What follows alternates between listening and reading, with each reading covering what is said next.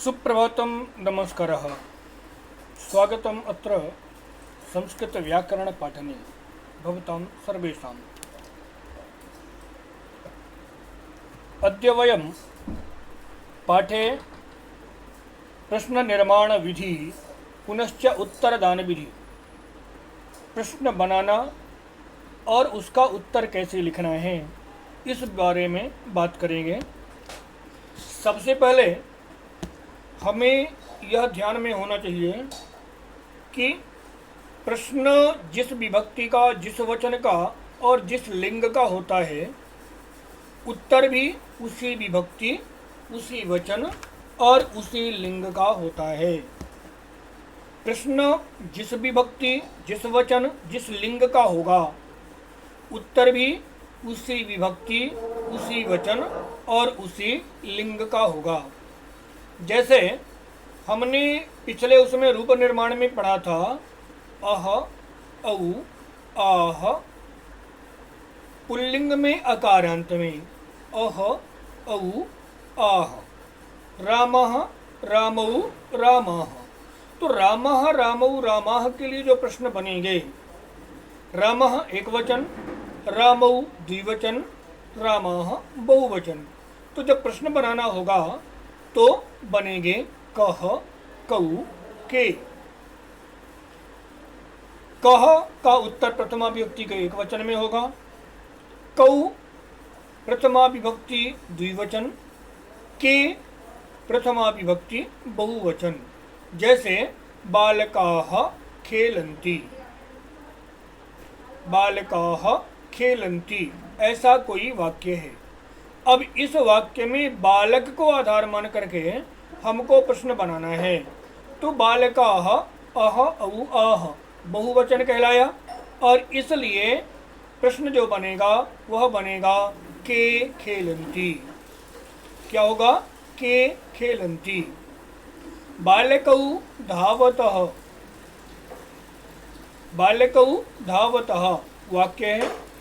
इस वाक्य में अगर हमको बालकौ को आधार मान करके प्रश्न बनाना हो तो प्रश्न बनेगा बालकौ धावतः। उत्तर होगा बालकौ धावतः। इसी प्रकार से सातों विभक्तियों के रूप यहाँ पर लिखे हुए हैं, कह, कौ, के, कम, कौ, कान, केन काभ्याम कैः, कस्मै काभ्याम केभ्यः, कस्मात् काभ्याम केभ्यः, कस्य कयोः केषां, कस्मिन् कयोः केषु। यहाँ ध्यान इस बात का रखना है कि हमें प्रश्न का उत्तर लिखने के लिए अथवा उत्तर का प्रश्न बनाने के लिए हमें शब्द के अर्थ की आवश्यकता नहीं है, हमें पहचानना है शब्द की विभक्ति। जैसे बालकः वाहनेन गच्छति, ऐसा कोई वाक्य है, बालकः वाहनेन गच्छति।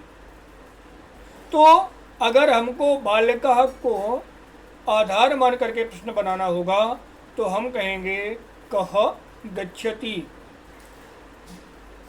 बालकः वाहनेन गच्छति, कः वाहनेन गच्छति। अगर वाहनेन को प्रश्न बनाना हो तो एन तृतीया विभक्ति लगा हुआ है और इसलिए प्रश्न में हमको तृतीया विभक्ति का प्रश्न देना पड़ेगा, बालकः केन गच्छति। यहाँ पर ध्यान रखना है, पुल्लिंग और नपुंसक लिंग का रूप जो होता है वह तृतीया विभक्ति से एक जैसा होता है। तृतीया विभक्ति से नपुंसक लिंग की कल्पना नहीं है। तृतीया विभक्ति के बाद नपुंसक लिंग नहीं होता, जो नपुंसक लिंग होता है वह पुल्लिंग में बदल जाता है। तो और प्रथमा और द्वितीया में किम, के, कानी दोनों का समान एक ही रूप है, इसलिए इसका रूप यहाँ पर हमने नहीं लिखा है। पुनः कस्मै काभ्याम केभ्यः, पिता पुत्राय मोदकं ददाति। कोई वाक्य है, पिता पुत्राय मोदकं ददाति। तो यहाँ पर अगर हमको पिता को आधार मान करके और प्रश्न बनाना है तो पिता क्योंकि पुल्लिंग है और ददाती देने की क्रिया करता है, कर्तु प्रथमा होती है, तो इसका अर्थ ये है कि पिता प्रथमा व्यक्ति है। तो उत्तर बनेगा, प्रश्न बनेगा, कः पुत्राय मोदकम ददाति।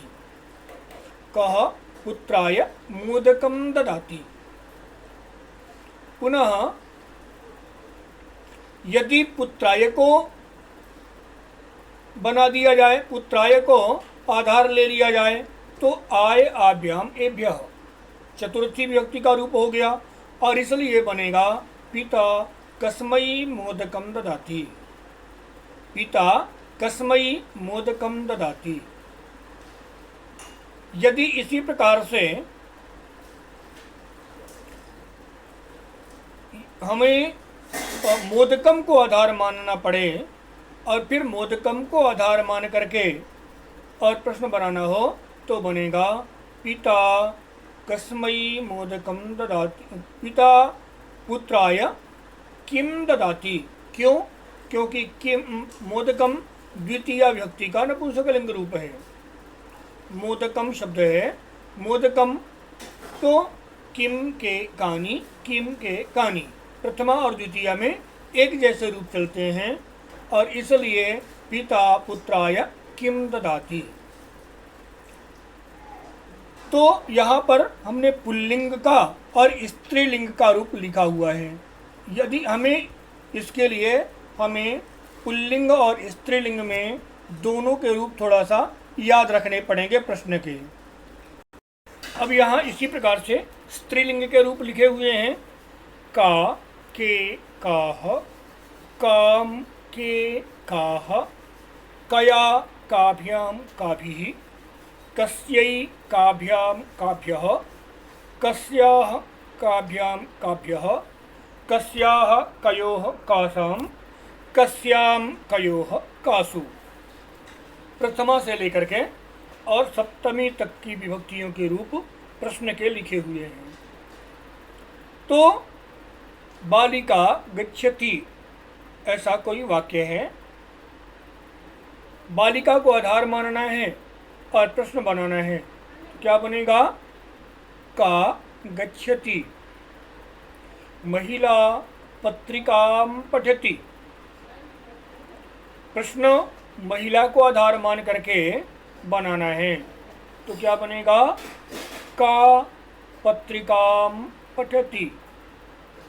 और यदि इसी वाक्य का महिला पत्रिकाम पठति में पत्रिकाम को यदि हम आधार मान लें, तो पत्रिकाम का जो आधार होगा और उसके बाद प्रश्न बनेगा, तो पत्रिकाम द्वितीय विभक्ति का एक वचन है और इसलिए काम, तो महिला काम पठति। इसी प्रकार से सभी विभक्तियों के रूप यहाँ पर बनते हैं। अब कुछ चीज़ें विशेष हैं जिनको हमें ध्यान देना है, वो अपन अभी देखते हैं। तो पुल्लिंग और स्त्रीलिंग के बाद मूल आते हैं अव्यय प्रश्नाः। ये अव्यय प्रश्न का क्या मतलब है? तो अव्यय प्रश्न का मतलब ये है कि यहाँ पर लिंग का और पुरुष का भेद नहीं होता। जैसे कति प्रश्न है, कति, तो कति का अर्थ है कितना और इसका उत्तर हमें हमेशा संख्या में देना होता है। जैसे मान लीजिए कि किसी ने आपसे पूछा, भवतः गृहे कति जनाः सन्ति। आपके घर में कति जनाः सन्ति, तो उत्तर हमें बताना होगा मम गृहे 5 जनाः सन्ति अथवा मम गृहे 8 जनाः सन्ति, जितनी भी संख्या होगी। तो कति का उत्तर हमेशा संख्या में दिया जाएगा। भवान अथवा भवती कति रोटिकाः खादति? अहम 8 रोटिकाः खादामि अथवा अहम 5 रोटिकाः खादामि। यहाँ पर कति यानी कितना, तो संख्या में हमको उत्तर देना होता है। अब संख्या पुल्लिंग है, माने पुल्लिंग में आता है अथवा स्त्रीलिंग में है, इससे बहुत ज़्यादा अर्थ नहीं है। उदाहरण के लिए भवतः गृहे कति जनाः सन्ति, यहाँ पर जनाः पुल्लिंग है। और यदि भवतः भवान कति रोटिकाः खादति, तो यहाँ पर रोटी का स्त्रीलिंग है। और संख्या हमेशा 1 से लेकर के 4 तक की जो संख्या होती है वह लिंग में बटी हुई है। इसके बाद 5 से आगे की संख्या किसी लिंग के अनुसार नहीं है। और एकः, एकौ, एकः, एका और एकम, एकः पुल्लिंग, स्त्रीलिंग में एका, नपुंसकलिंग में एकम, एकः, एका, एकम। अथवा पुल्लिंग में केवल सभी संख्याओं को कहें एकः, द्वौ, त्रयः, चत्वारः, पंच। स्त्रीलिंग में कहें एका, द्वे, तिस्रः, चतस्रः, पंच। नपुंसकलिंग में कहें एकम, द्वे, त्रीणि, चत्वारि, पंच। तो जो हमारा उत्तर होगा वह इस प्रकार से संख्या में होगा। इसका अभ्यास हम लोग अगले वीडियो में देखेंगे कि कैसे हम कोई यदि कहीं कहीं कोई अनुच्छेद है तो उस अनुच्छेद से हमको उत्तर कैसे बनाना है, और उसी अनुच्छेद में यदि हमको आधार मानना है किसी शब्द को लेकर के तो प्रश्न कैसे बनाना है। अब दूसरा है कियत।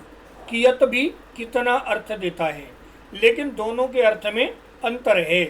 कियत का जो प्रश्न होगा, कियत का जो उत्तर होगा वह होगा नाप अथवा तौल में अथवा अनुमान में।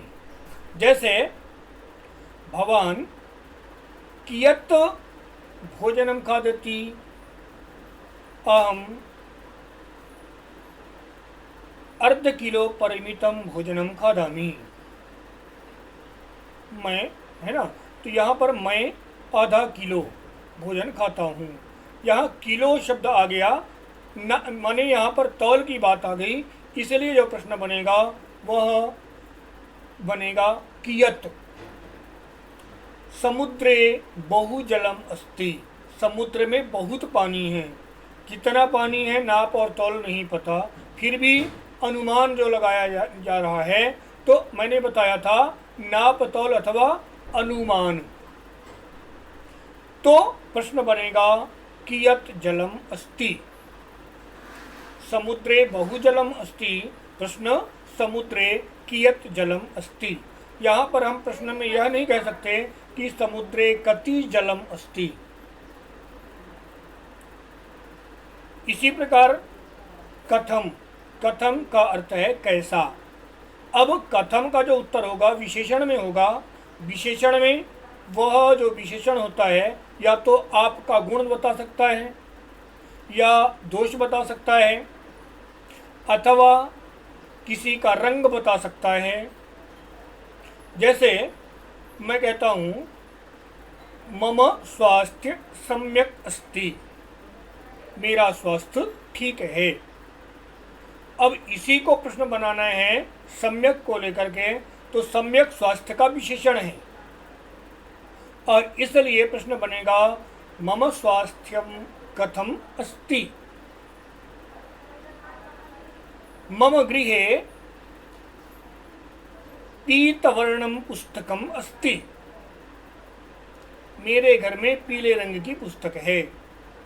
प्रश्न मम गृहे कथम पुस्तकम अस्ति। ठीक है। अब यहाँ पर यदि रंग बताता है तो रंग के लिए एक प्रश्न और बन सकता है कीदृशम, किंतु कीदृशम शब्द जो है वह अव्यय नहीं है। कीदृशम नपुंसकलिंग, कीदृशः पुल्लिंग और कीदृशी स्त्रीलिंग। तो कीदृशम अथवा कथम दोनों समान ही अर्थ में हैं, किंतु कथम जो है वह अव्यय है, माने उसका उत्तर तीनों लिंगों में हो सकता है और सभी वचनों में हो सकता है। किंतु जो कीदृशः है अथवा कीदृशम है वह अथवा कीदृशी है यह तीनों ही अपने अपने लिंग के लिए ही प्रश्न बन सकते हैं। अब किमर्थम, किमर्थम क्यों, जब इसका उत्तर हमको देना होगा तो इसका उत्तर या तो चतुर्थी विभक्ति में होगा अथवा उसके अर्थ में हमको अर्थम ही लगाना पड़ सकता है, अथवा तुमुन प्रत्यय का उत्तर हो सकता है। मतलब इसके उत्तर में हमको कारण बताना होता है और कारण बताने के लिए तीन चीज़ें प्रयोग होती हैं। एक तो चतुर्थी विभक्ति, अहम पठनाय गच्छामि, मैं पढ़ने के लिए जाता हूँ। अहम पठनार्थम आगच्छामि, मैं पढ़ने के लिए आता हूँ। अहम पठितुम आगच्छामि।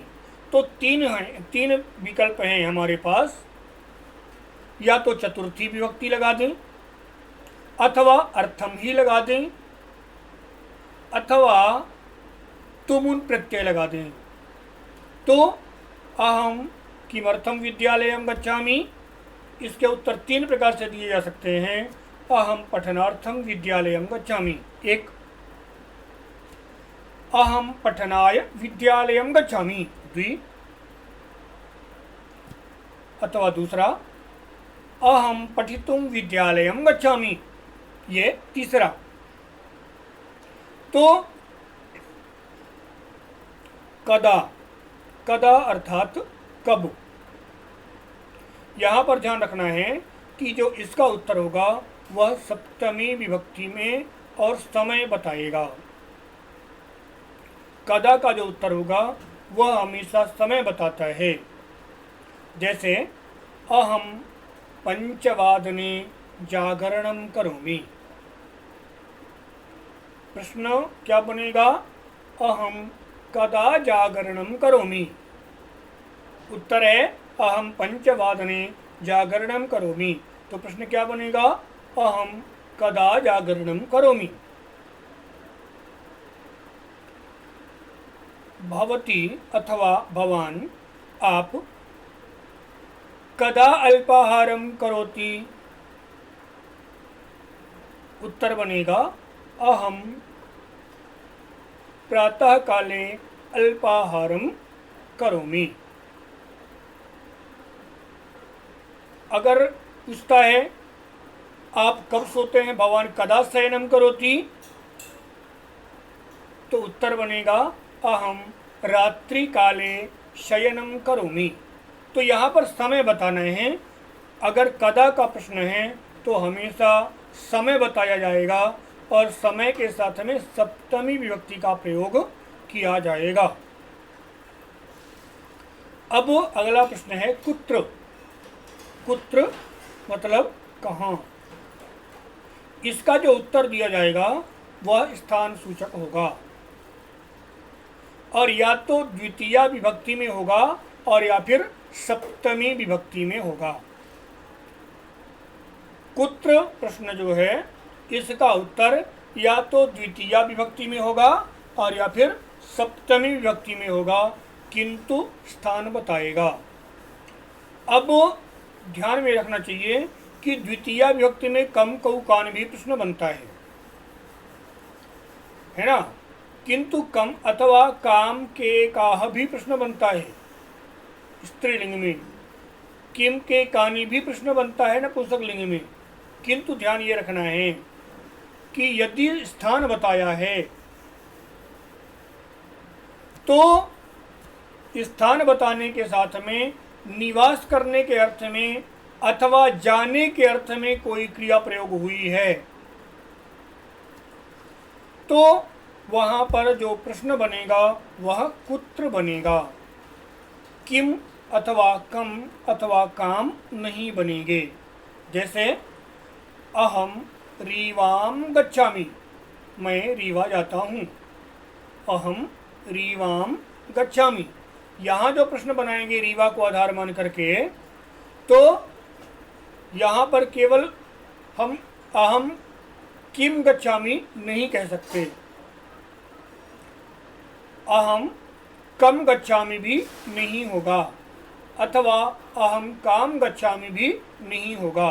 तो निवास करने के अर्थ में और रहने के अर्थ में यदि किसी क्रिया का प्रयोग हुआ है तो वहाँ पर या तो द्वितीया लगाएंगे या सप्तमी लगाएंगे।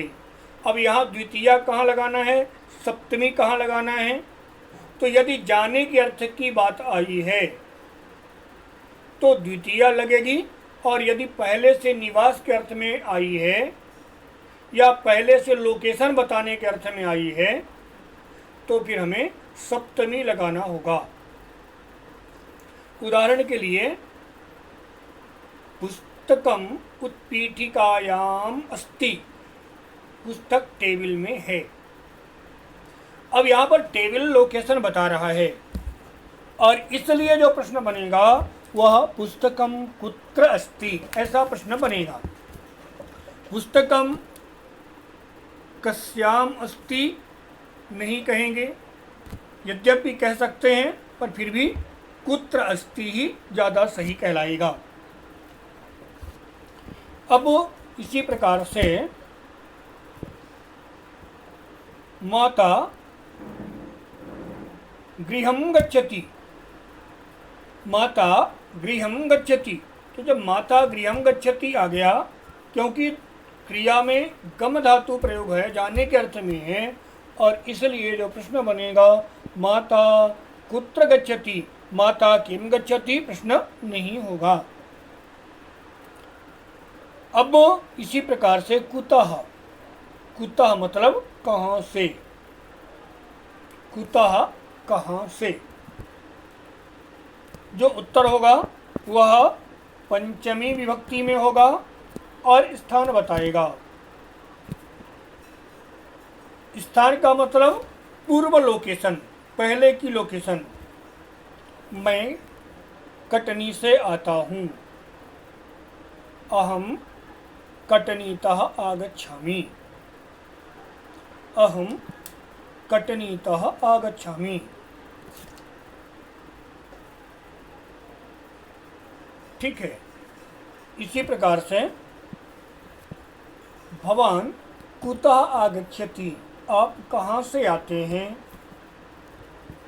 भवा अथवा हाथ से पुस्तक गिरती है, तो पूर्व लोकेशन पुस्तक की हाथ था, और इसलिए जो प्रश्न बनेगा पुस्तकम कुतः पतति, पुस्तकम कुतः पतति।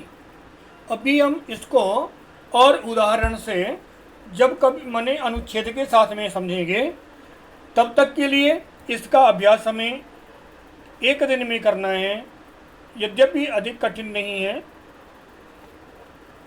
और हम इसका अभ्यास चलते फिरते करते हैं। ऐसा नहीं है कि हमें पुस्तक लेकर के दिन भर बैठना ही पड़े। जैसे हम चले जा रहे हैं, कोई मिलता है, भवान कुत्र गच्छति, आप कहाँ जा रहे हैं।